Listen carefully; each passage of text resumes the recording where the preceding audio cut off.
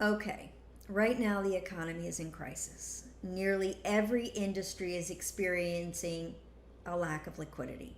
Many people are wisely cutting expenses. I mean, after all, you're not going to the gym, you're hardly driving your car, only shopping for essentials, dining out, and vacations are on hold. But while you're paring down, I just want to make certain that you don't throw the baby out with the bathwater.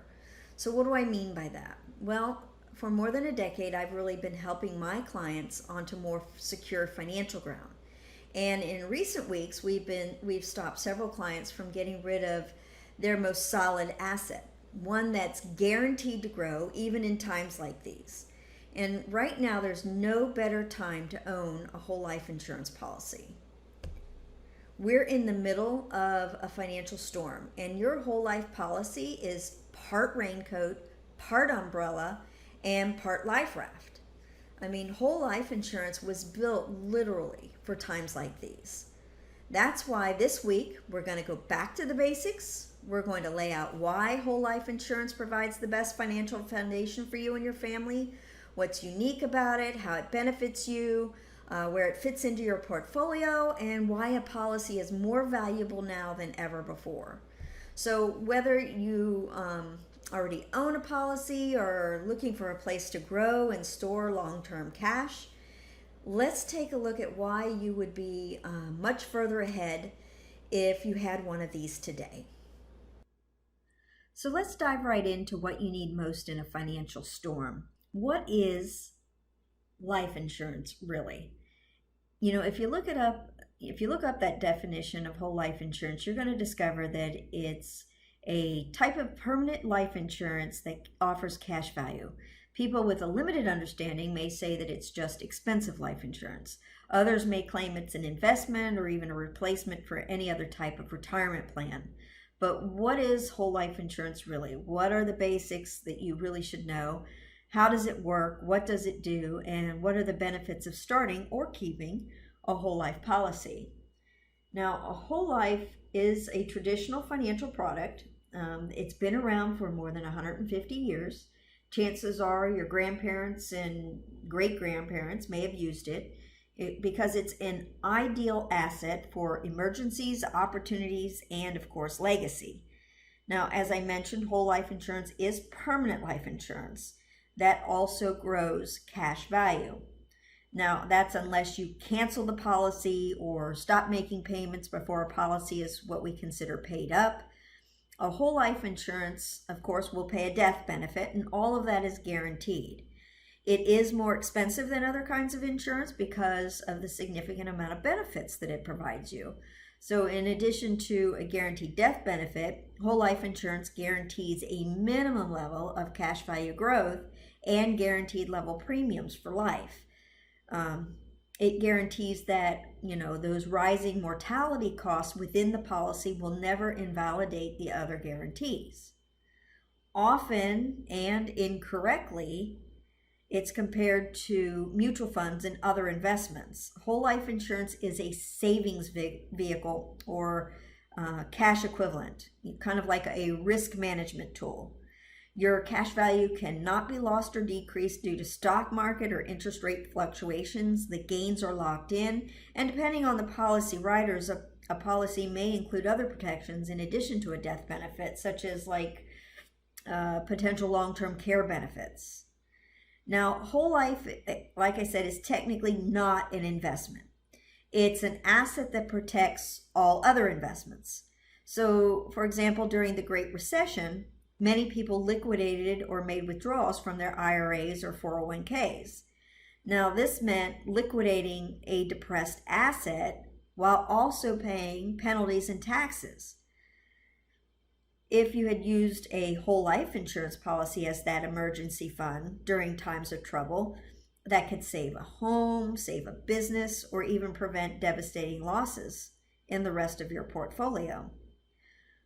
Whole life provides an ideal financial foundation because it grows money safely and steadily while protecting from the storms of life. It is an ideal place to store cash where it can grow safely and more effectively than, let's say, at a bank. Let me demonstrate what I mean.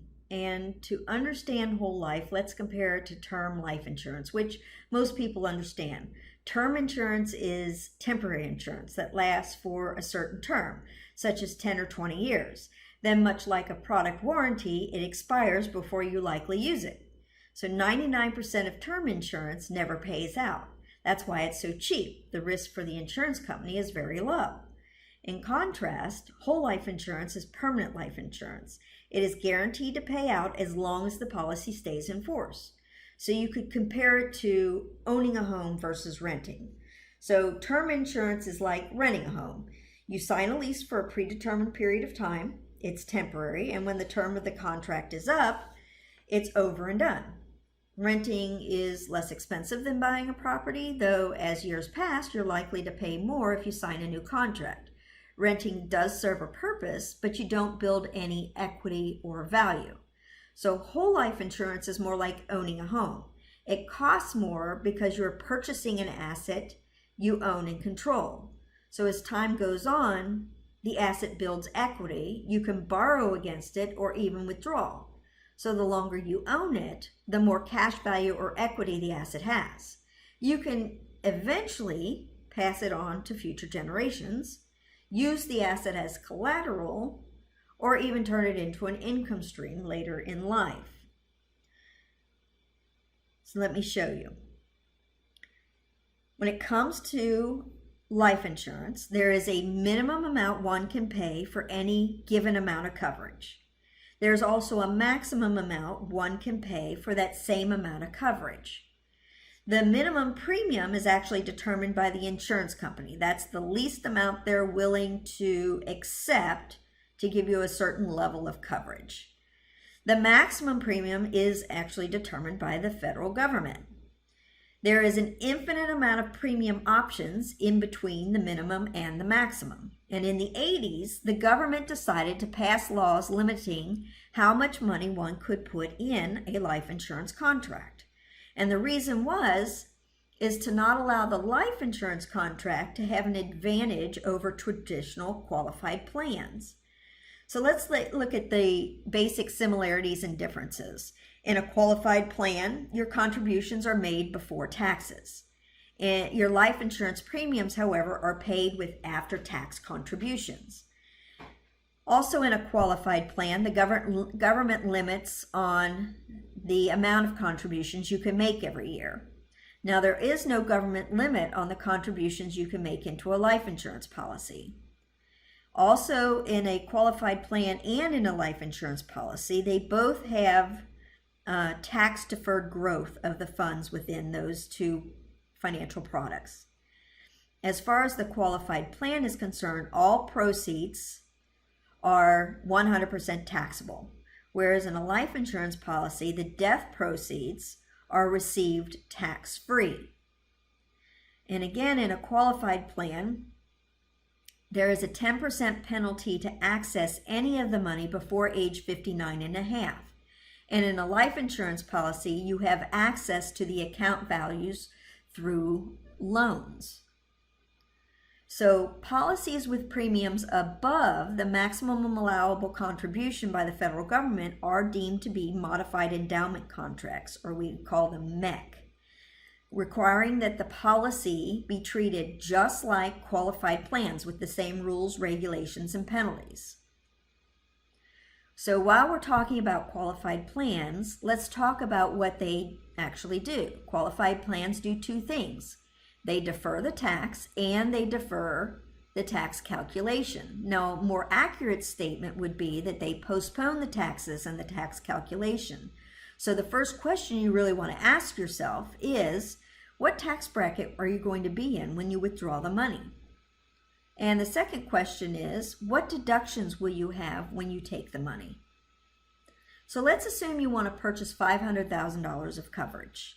And let's assume the minimum payment that the insurance company is willing to accept is $500 a year for that coverage.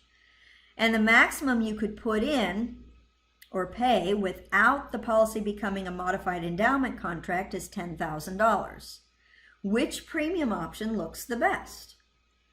Well, the lowest premium for coverage is, again, that term insurance. Term insurance offers only one benefit, and it's called a death benefit. And again, less than 2% of all term policies in force ever pay out a benefit.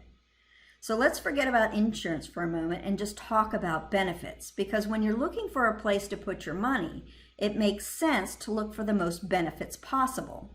Now, if you could wave a magic wand, what benefits would you want? Would tax-deferred growth look good to you? How about tax-free distribution? What about a competitive rate of return? Or high contributions? Or other additional benefits? What about collateral opportunities? Safe harbor, meaning you could not lose any of your money. Guaranteed loan options and unstructured loan payments back? How about liquidity use and control? Would that be important to you? What about deductible contributions? So getting back to the life insurance, when we hear the words life insurance, we tend to think about getting the most coverage for the least amount of premium, when actually life policies are most efficient with the maximum amount of premium allowed by the government just under the MEC level guideline and the least amount of coverage.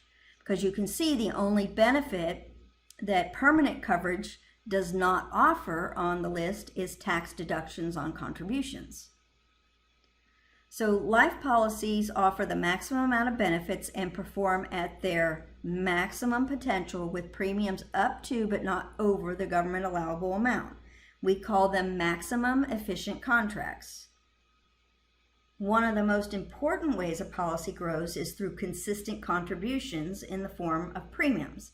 It is said that life insurance is a savings account that shows up like a bill.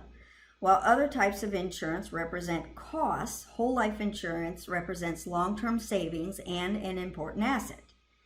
We say that whole life insurance is the best place for your long-term savings.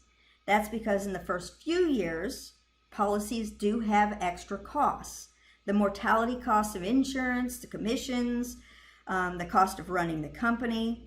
But after the first few years, whole life policies tend to easily outperform banking products, even when factoring in the first few years of slow or negative growth. Now, the cash value grows by a minimum dollar amount each year, and there are guarantees are stated in dollar amounts, not interest rates. And this is important because other types of policies can produce little, if any, cash value, and if a policy has very little cash value, the rate becomes irrelevant, right? Additionally, the profits of the company are distributed through dividends that can increase the growth of cash value. Historically, cash value tends to grow at a rate of about 2% more than what the best bank savings accounts are paying. And dividend rates tend to float up and down over time, and they're reflective of economic conditions. So how do the dividends work? Whole life dividends are not guaranteed. However, the mutual companies that we're aware of have paid dividends steadily for well over 100 years through every world war, stock market crash, recession, and even the Great Depression.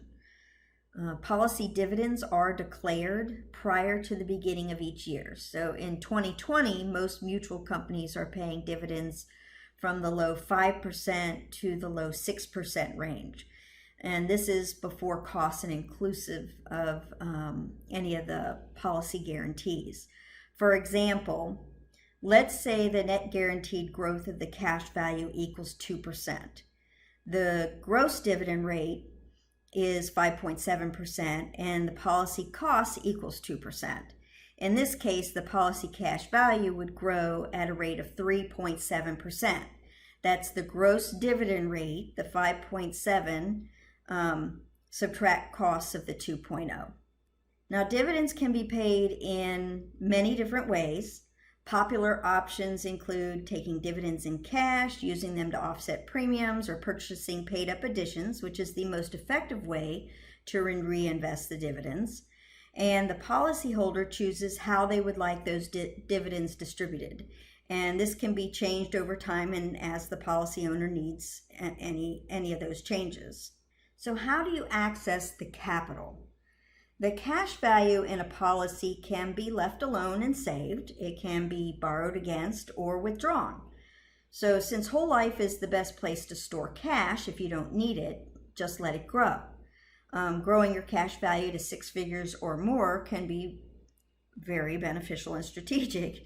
I mean, if you have access to lump sums of cash, you're going to find tremendous opportunities down the road. So when an emergency fund, or what I like to refer to more as an opportunity, arises, you can withdraw the cash value or borrow against it. And in most cases, we recommend borrowing against your policy.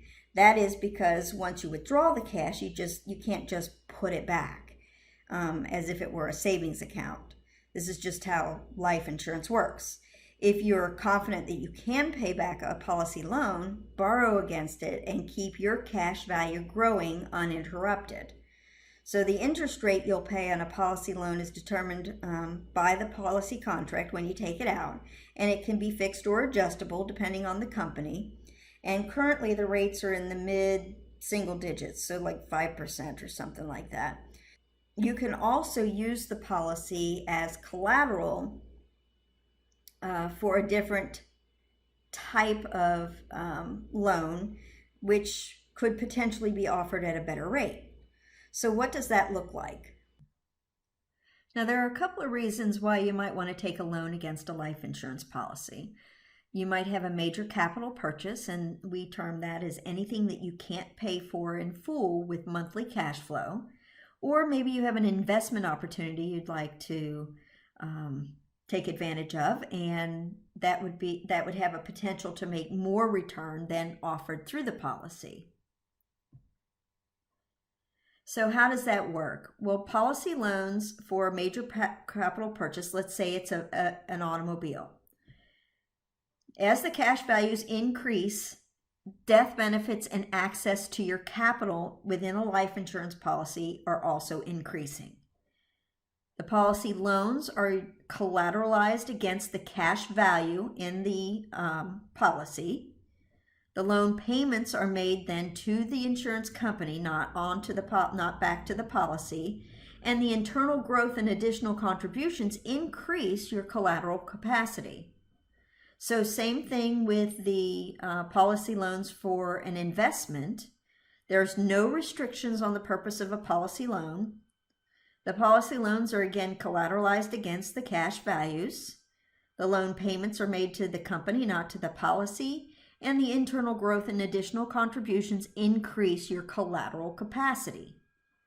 So, for example, policy loans, you have your policy cash value. The insurance company has your insurance policy, and let's say you want to make either a major capital purchase or an investment.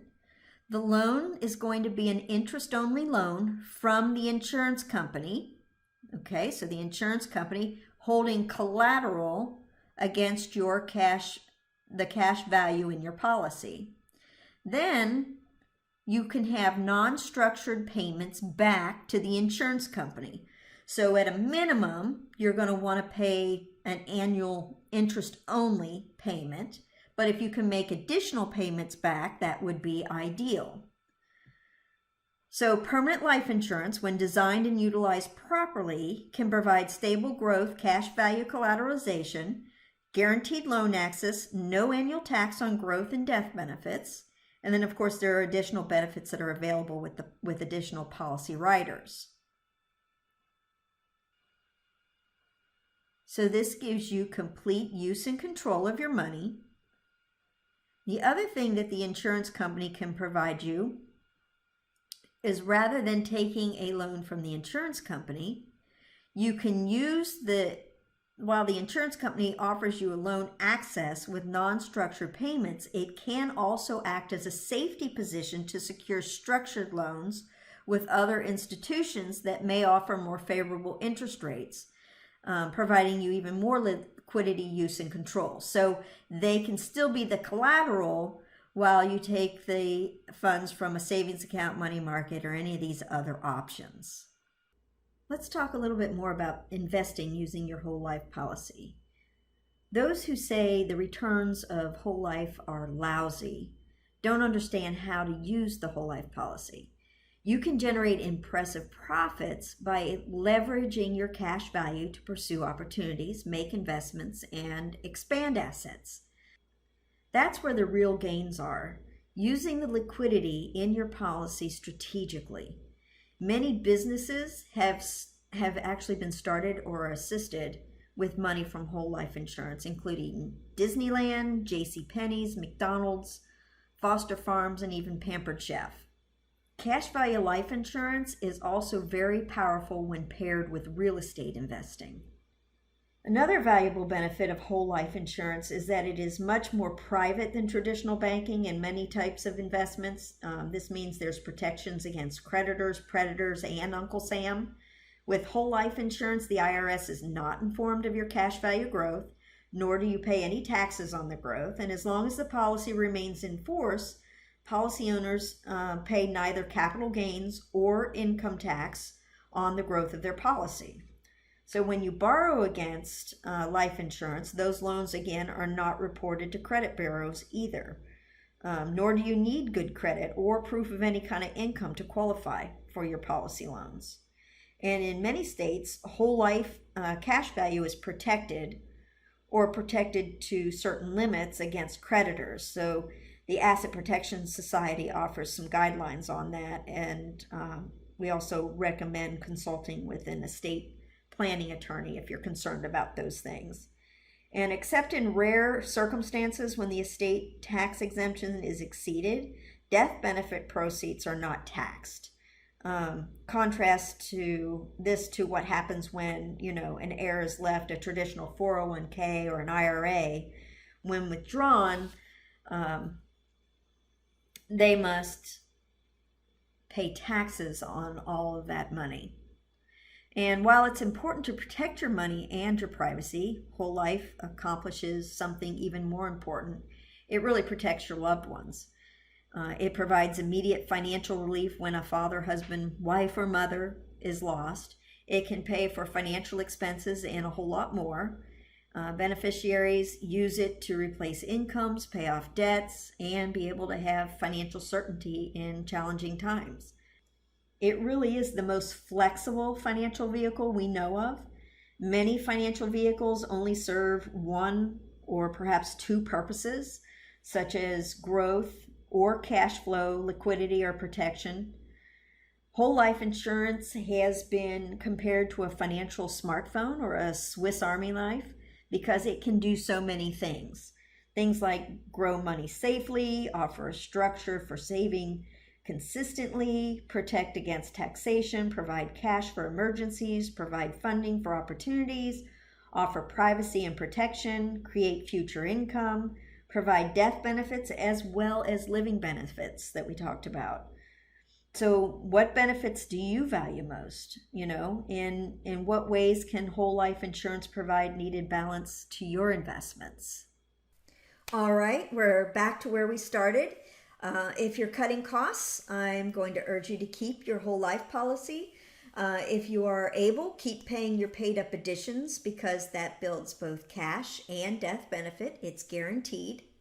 Now, I give this same advice to clients whether they purchased a policy through us or someone else because this is the correct advice, whether it benefits us or not. And that's my commitment to you. We will answer any and all of your questions and tell you exactly what we think. Even if it means we can't help you or must refer you to someone else, we'll give it to you straight. So don't forget to share this video, like and subscribe to our channel. And remember, every financial decision you make is either creating an opportunity for you or for someone else. So ask yourself, will this build my circle of wealth? Go out and live your best life now.